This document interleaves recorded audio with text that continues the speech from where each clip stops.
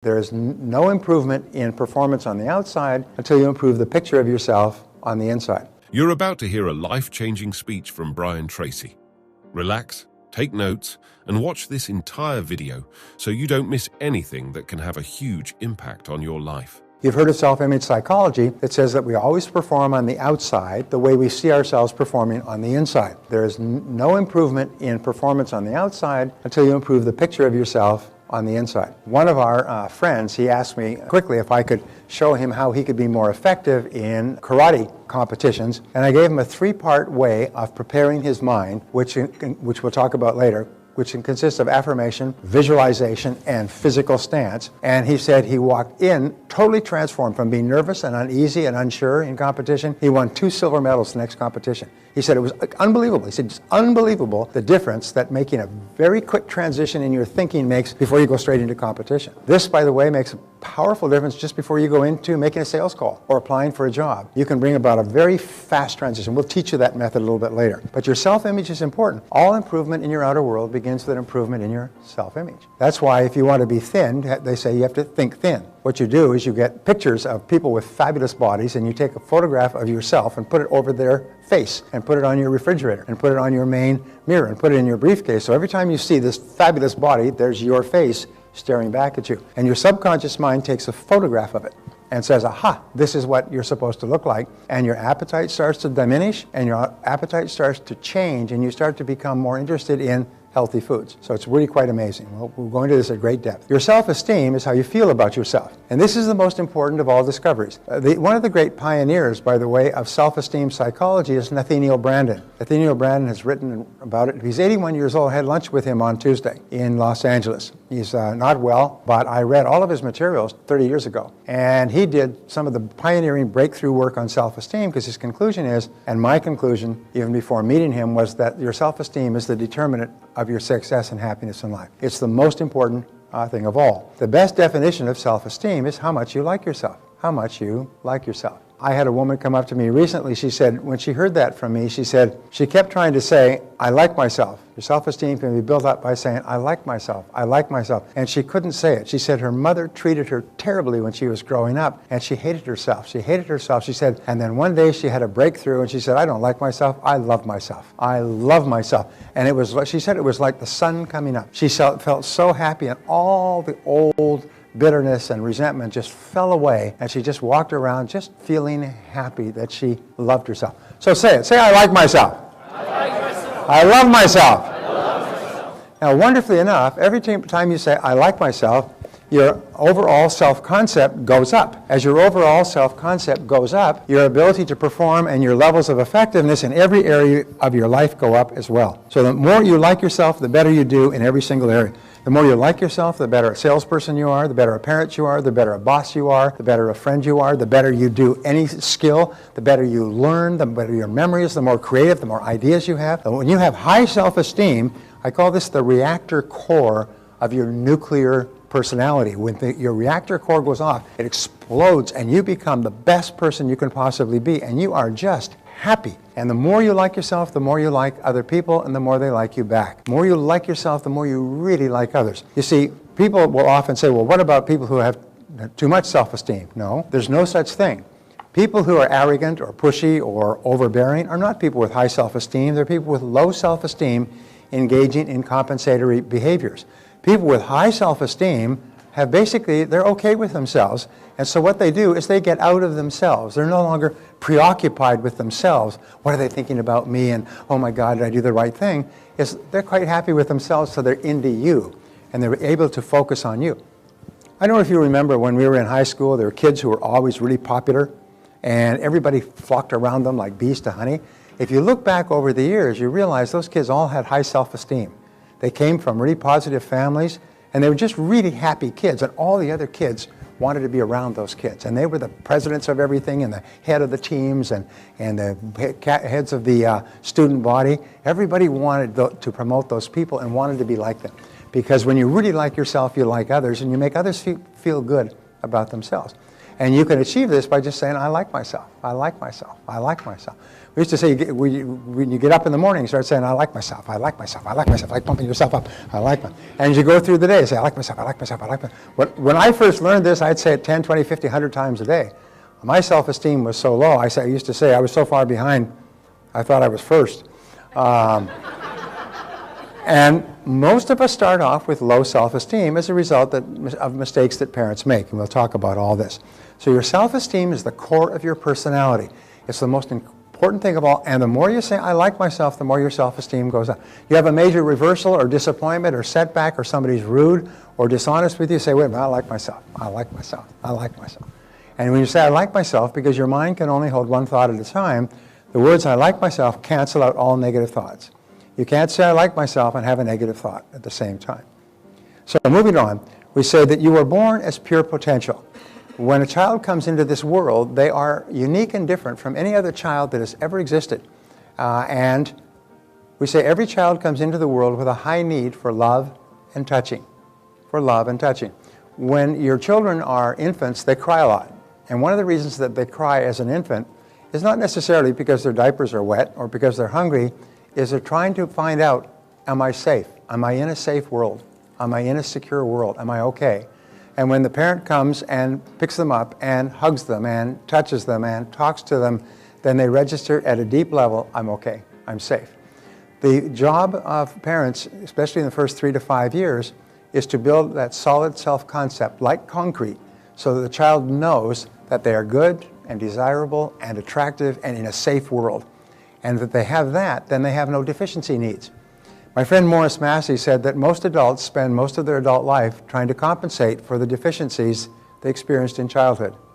If they didn't have enough love and touching, they're always seeking out the approval of other people. If they didn't have enough reassurance, they're constantly insecure as adults.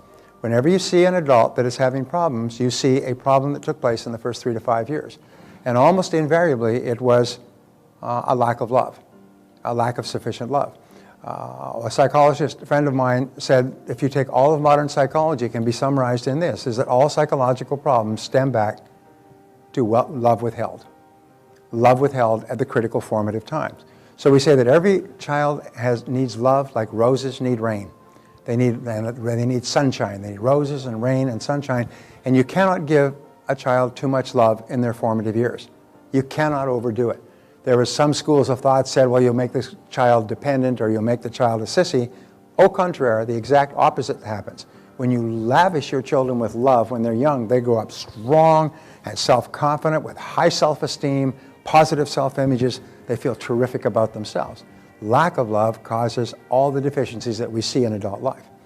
The challenge is, if you look at the inner cities, and I just read a study on this, is that many of the mothers with multiple illegitimate children are also drinking and smoking dope, and the kids have no support, no encouragement. They have no nothing, and so they're set up for failure as adults. Another thing that's even worse is that sometimes one or both parents are so busy that they don't have time with the children. Did anybody see the King's Speech, by the way?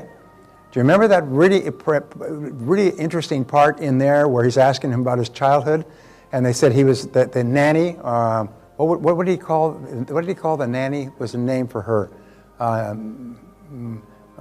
Anyway, the nanny would take care of them all day long and then bring them and present them to the parents for a short time each day in the evening and then take them away. And they said, and the nanny would always pinch him so he would cry and the parents wouldn't want to have anything to do with him. And so he grew up with this stutter and this tremendous sense of insecurity. Does anybody remember this?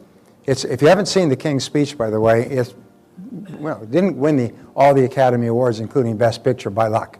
You watched the movie, and you knew that no other movie had a chance. All the other movies were just good box office entertainment. When you watched that movie, you could not believe it. It was so good. And all of his problems with stuttering went back to love withheld in childhood. His father was a bastard.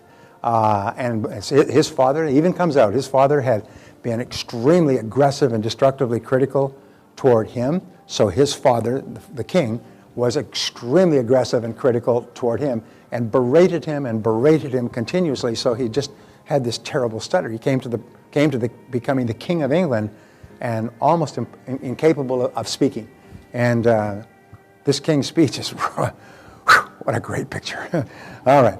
Children are born with two attributes. The first attribute is they are fearless. Children come into the world totally unafraid. In fact, children only have two fears when they're born, the fear of loud noises and the fear of falling. Some parents think it's funny to drop the child, drop the child quickly, and the child screams and goes like this. They think it's funny. You can set up within the child a trauma in early childhood where the child can be afraid of falling, afraid of distances, afraid of spaces, afraid of stairs, afraid of all kinds of things by simply dropping them because they think it's funny.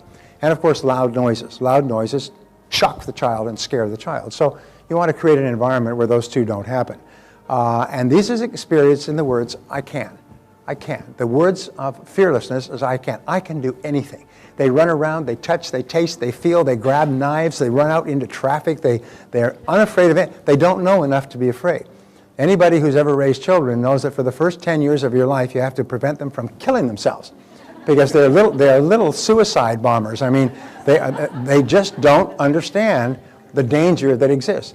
We have a swimming pool, and just after we'd had our first child, some friends of ours who also had a child, she was on the phone, talk, left the doors open, the little baby crawled out into the backyard and into the pool and onto the cover on the jacuzzi and crawled into the cover and of course fell, and the cover then closed over the child. Talk on the phone, talk on the phone. The child was dead 30 seconds later. And of course the family never recovered from it, the husband and wife never recovered, they eventually divorced. It was just a terrible thing because they didn't realize you don't leave children alone. Our children were not alone for 10 years. They were never out of the sight of an adult for the first 10 years because children can kill themselves. There were bars and bolts, and Barbara still has bars and bolts on the door. She doesn't want me to go out. But the thing is that children are unafraid of anything in their formative years because they don't know enough to be afraid. The second attitude that they have, the second attribute they have is they're completely spontaneous. They laugh, they cry, they peep, they poo, they do anything they want. They're completely spontaneous, which is expressed in the attitude, I don't have to. I don't have to do anything. They're completely free spirits when they're children. So the ideal child comes into the world, they are completely fearless and completely spontaneous. And so our natural birthright is to be unafraid and uninhibited. To be unafraid and uninhibited. And we go back to the principle of control. Where do you feel most in control? In the situation where you can be both unafraid and uninhibited. When you're with people that you know and love, who know and love you, so you cannot say the wrong thing, and maybe you've had a little bit of wine or a lot, and you just become completely unafraid and uninhibited, and you're relaxed and you're spontaneous and you laugh and you have a great time. This is your normal birthright. This is what all children are meant to be. And unfortunately, children learn in two ways. The first is they learn by imitation, especially of their parents, of one or both parents. Many children, surprisingly enough, will imitate one parent, and some other children will imitate another parent. We will almost see them as the mirror. Mostly the female children imitate the mother, and the male children imitate the father. But we imitate them. I remember when my children were young, they would do something, and I would say, "You stop that!" And I heard my father, who was British, would say that to me all the time. "You stop that!" with his British accent. And I say, "Oh my God, I'm doing exactly to my children what my father did to me in the same words and for the same provocation." So that's what normally happens, is we naturally spill over and bring our own experience with our parent and we inflict them on our children. And we're not even aware that we're doing it. That woke me up, by the way. I still remember. I thought, oh my God, I do not want to do to my children what was done to me. And I started to really examine my behaviors to make sure that I did not. So they learn by imitation. Now here's an interesting point. The study recently said that children learn if they live in an orderly world by looking at their mother. If their mother seems to be in control and on top of things and calm and in charge making decisions, they believe, this is an orderly world. If their mother is harassed and nervous and upset and angry and gets upset about little things that happen and so on, they believe that they live in a disorderly world and they are insecure And they have to be like that. So as adults, they will be insecure. I had this woman come up to me and she said, she worries all the time. She worries for ridiculous reasons. I said, your mother was a worrier, wasn't she? She said, how do you know that? I said, like mother, like daughter. If your mother was a worrier, she taught you to worry at her knee. Now, little girl, this is how you worry when you grow up, okay? You take completely absurd things, you catastrophize, you blow them completely out of proportion, and you think about them all the time, okay? And, okay, mommy. And so they grow up, and as adults, they worry all the time. You sound like a genius. How did you know that about my father? How did you know that about your mother? I had this guy comes up to me, and he said, you know, I've never had any confidence. I said, your father was really a bastard, wasn't he? He was always criticized. How did you know that? Well, because if you're a male and you have no confidence, almost invariably, it was your father criticized you all the time. And as a result, you never had any confidence to try anything. How did you know that? Well, because the stuff we're talking about is so important, and yet it's so simple. So we say they learn by moving from discomfort toward comfort. Sigmund Freud's great breakthrough was the pleasure-pain principle, is that people move from pain to pleasure. So they move from discomfort toward comfort. And that is the child's primary motivation. When children are young, they're totally emotional, and they always are moving away from lack of love toward love. They work away from fear and criticism toward love and acceptance. And they're automatic. They're just simply moving all the time from discomfort toward comfort. We as adults, by the way, move from discomfort toward comfort all the time. It is our primary motivation. We are seeking pleasure and moving away from pain. One of the pleasures, the 7 ingredients of success, one of the pleasures is peace of mind, another is financial independence, another is loving relationships. And we always move to compensate for the deficiency that we feel that we are experiencing now. So if we feel that we don't have enough money, that becomes our preoccupation to get enough money. If we don't feel that we have enough love and security in our relationships, that becomes our preoccupation. So very early in life, children begin to develop negative habit patterns which have their roots in destructive criticism. Now, where do these negative habit patterns come from? The first one they come from is destructive criticism. It's used by parents to direct and control their children. Now, destructive criticism happens when the child is told, don't, get away from there, stop that. How many times have I told you? Whack, slap, punishment. And the child has no understanding that playing with knives is dangerous. They don't understand what's going on. They only know that if I try something new, Mommy and Daddy get really mad at me and they shout at me and they hit me. So if I try something new, I'm in danger. So I've got to avoid doing anything new. I've got to avoid touching, tasting, feeling things. I can't. And they develop this feeling of I can't. And this feeling of I can't eventually moves, as we say, becomes the inhibitive negative habit pattern. We feel inhibited from trying to do things. We feel inhibited. We feel incompetent, incapable. I'm too small. I can't. And in adult life, this manifests itself. This pattern triggers the response of I can't, which creates the fear of failure. And the fear of failure is the greatest single obstacle to success in adult life. It's not that we cannot do extraordinary things with our lives. It's just that we have such fears, and the fears are irrational. They're not based on anything. They're based on childhood experiences. General MacArthur once said, there is no security in life, there is only opportunity. But unfortunately, the bottom 80% of the population are preoccupied with security. And even into the top 20%, and they think about security all the time, and they're traumatized about taking risks. Here's an interesting discovery about the fear of failure. I can't.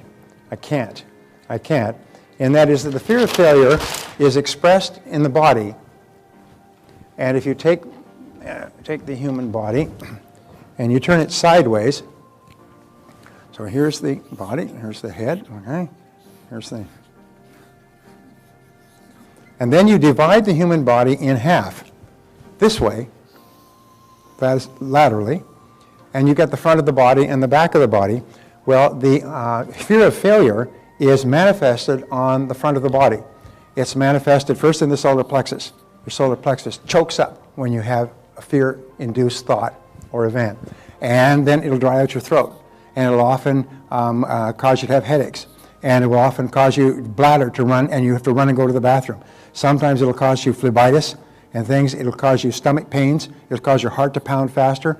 And these are all manifestations of the fear of failure. Sometimes I would use an example of this by saying, now, the biggest single fear in America, ahead of the fear of death, is the fear of public speaking. Standing up in front of an audience and speaking. And so in order to help you overcome that fear, now this is an exercise. Beep, this is just an exercise. Beep, this is just an exercise, all right? In order for you to overcome your fear, I'm going to pick one person from this audience, and I'm going to bring you up here to speak later on in the day. And I'm not going to tell you who it is, but you'll be invited up here to speak for 5 minutes later on in the day. So I just want you to think of, if it's you, what you will say in that 5 minutes. Now, how many people felt their solar plexus go just like that? Isn't that interesting? I told you, bleep, this is just an exercise. This is a drill. This is not true. But the very idea of being called up to speak spontaneously in front of a group caused your solar plexus to go. This is a manifestation of the fear of failure. Imagine what happens when you're given a business opportunity or an opportunity for a new job or a new promotion or even setting a new goal and committing yourself to embarking on a new course of action, to paying money to do something that you haven't done before, to learn a new subject. You would choke up all the way here. Pretty soon you can find yourself tossing and turning at night. What if I said I'm going to call you up tomorrow? You don't know who it is, but I'm going to be one of you, and I look at you like this and I give you a big smile, so you think, oh my God, he's looking right at me. It's going to be me. Do you know what would happen? You'd be tossing and turning all night, thinking, oh my God, what if it's me? What if it's me? Well, you see how irrational it is? I've told you I've told you this is an exercise. It's only a drill, but even the thought of it would cause you probably to be awake at night. So this is where you experience the fear of failure. I just write FOF. I used to write follow up and close when I would say, now the third part of selling is follow up and close. I write FU and close, and I realized it didn't look too good on paper. Anyway, so we say the next habit pattern is the compulsive negative habit pattern. This pattern develops when children receive conditional love. Let us even say when children are the victims of conditional love. This is love that is not given unconditionally. It's given, taken away, given, taken away, given, taken away. Children respond with, I have to please other people. And so instead of saying, I don't have to, I can do anything I want, is children start saying, I have to. If I don't do this, parents say, if you don't, you're going to get it. You better do this or else. If you don't do that, you're in big trouble. And so children who are traumatized about losing the love and security of their parents start thinking, I have to do what mommy and daddy want. I have to do what they want, or they'll get mad at me, they won't love me, I won't be safe, I'll be in great danger. And so what they do is they start saying, I have to do what mommy says, I have to go now, I have to do this, I have to do that, I have to. Children who have been the victims of conditional love grow up with what is called hypersensitivity. And as adults, they are hypersensitive to the opinions of other people. They can't do anything without getting the approval of others. They've got to ask other people. What if somebody disapproves? What if they don't like me? What if they're mad at me? And so they are actually like a deer caught in the headlights when it comes to anything new or different. They're paralyzed. In selling, for example, the most important quality in selling or in entrepreneurial business is the quality of boldness. It is the quality of actually getting out there, Brett, you know what I'm talking about, and doing it, right? Instead of talking about it and planning for it. And the fear of rejection, the fear of criticism, the fear that other people may disapprove is so traumatizing that it causes people to paralyze and not try anything new or different. So, the compulsive negative habit pattern creates the fear of rejection and also the fear of criticism. This fear of rejection is experienced by adults as type A behavior. Now, there are many people here who have what is characterized as type A behavior. I'll talk about this in greater length tomorrow. But type A behavior is an obsessive desire to earn the approval of the boss. We can never earn enough approval from the boss. I've had people working for me who could have the best year in history, be #1 in the history of the company, and on January 1st, they feel that they're starting all over again. They feel that they have no success, no approval, and they're always scrambling. And what happens with type A behavior is you are trying to perform to what is called an undetermined high standard. In other words, you never know. You can never get there. You can never reach the point where you can relax because you never did get the unconditional love that you needed, and you can never get it from your boss. But we'll talk about that tomorrow. So we say that if you repeat over and over again, I like myself, your self-esteem increases and your fears will diminish. Now, this is one of the great breakthrough thoughts. If you can imagine that everybody has high levels of fears as a result of childhood experiences, and your mind can only hold one thought at a time, imagine your emotions like a teeter-totter is as your self-esteem goes up, your fears go down. And the more you like yourself, the less you fear failure. The more you like yourself, the less you fear rejection. The more you like yourself, the more you realize that if you do fail, it doesn't mean you're a failure. It means you tried something that didn't work out. One of the things we say is, remember, there's no such thing as failure, there's only feedback. And there's no such thing as failure, there's only feedback. And obstacles come not to obstruct, but to instruct. Obstacles come not to obstruct, but to instruct. That's the attitude of the self-actualizing person. And in another attitude of self-actualizing persons is that they are concerned with the thoughts and feelings of others, but not overly concerned. Is they please at least themselves in all things. In other words, they say, you disapprove of me, or you reject me, or criticize me when I call on you. Well, you have a nice day, because it doesn't bother me at all. And they just go on because they know that being rejected is not personal. When people are not supportive of you, it's not personal, it's their problem, it's not your problem. Laura Huxley wrote many years ago a book, and you don't need to read the book, you just need to have the title, and the title was, You Are Not the Target. And what it basically says is you're not the target. If people are hostile towards you, or aggressive, or unsupportive, or negative in business for any reason, it's not personal, it's their problem, it's not your problem. So what you do is you say, well, you have a nice day. And you just let it roll off your back. And the more you say, I like myself, I like myself, I like myself, I like myself. I encourage people when they get up in the morning to say, I like myself, I love my work. I like myself, I love my work, I like myself, I love my work. You can't say it 3 to 5 times without starting to smile. You can't even listen to me say it without smiling inside. It just makes you happy. And of course you teach your kids to say, I like myself, I like myself. And you get them to look in the mirror and say, I like myself. And you tell your kids what wonderful people they are, and they just walk away feeling that the most important people in their life think that they are wonderful people, and they develop positive levels of self-esteem, positive self-image, positive self-concept. They see themselves, and they set really high standards for themselves in terms of realizing their ideal.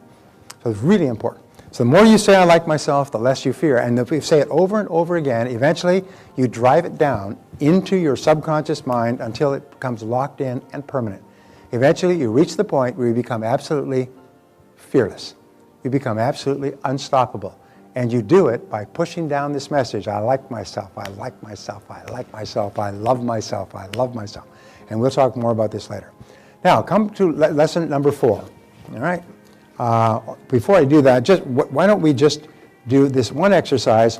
What one action are you going to take immediately as a result of what you've just learned in this session? Please write down your answer to that question on page 22. What one action are you going to take?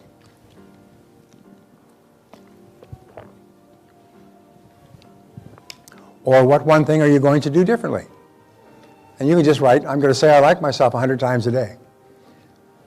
Now, if you're going to say I like myself, I do not suggest that you do it in public washrooms or in crowded elevators.